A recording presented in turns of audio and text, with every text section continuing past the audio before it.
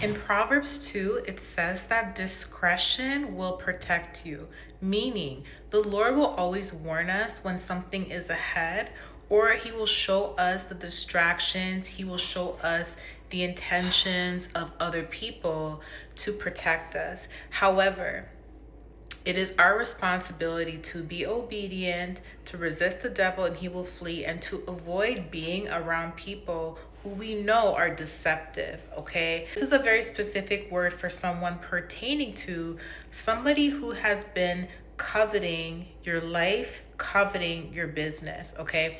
Now, a car in a prophetic dream represents somebody's life or somebody's ministry. Okay, I want you guys to understand something. Ministry is not only in a church building, ministry can be at someone's workplace.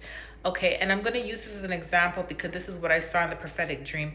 In the prophetic dream, I was in Atlanta. I've never been to Atlanta before. I've never even went to Atlanta airport before. In the prophetic dream, I was in Atlanta.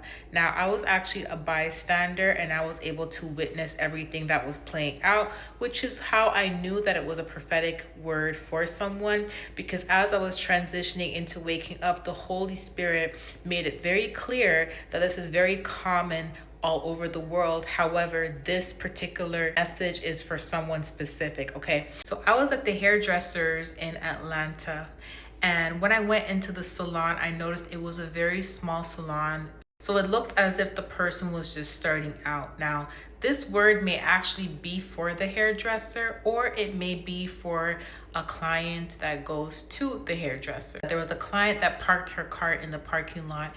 She came to do her hair, and there was two hairdressers in that salon. Now, the two hairdressers were communicating back and forth with each other, and it looked as if they were secretly discussing something pertaining to that client.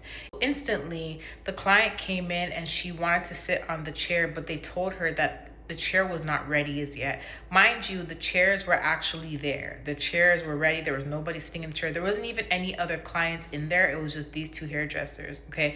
And they said that the chairs are not ready. She said, okay, I'll be right back. I'm gonna go back to my car. When she left the salon, the journey to her car was far more longer than when she originally arrived, okay? Because as she left, I left the salon as well.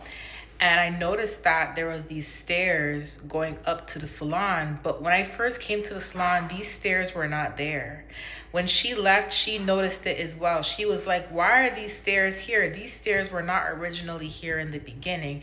So we both knew that that was a red flag, and we both knew that something was going on to stall her so she wouldn't get to her car in time. So because of that, we hurried up and we ran. Now, I don't know this woman, but I knew I was there to observe in order to give the word to someone. So ran down the stairs, ran back to her car, and her car was gone. Now, when a car is missing in a prophetic dream, again, it represents someone's life, someone's ministry. Now, again, a ministry can be someone's workplace, but a ministry can also be like you are prophetic. It can mean that God does want you to have a ministry, but again, the car also represents someone's life, okay? Now, the person that stole the car is someone that was coveting the ministry or coveting that person's life. I also had a vision in the dream as we were running to the car, and the vision that I saw was a guy. So I don't know if the guy was the one that stole the car, or if there was also like a man in this woman's life that somebody was also coveting, like coveting her relationship, right? So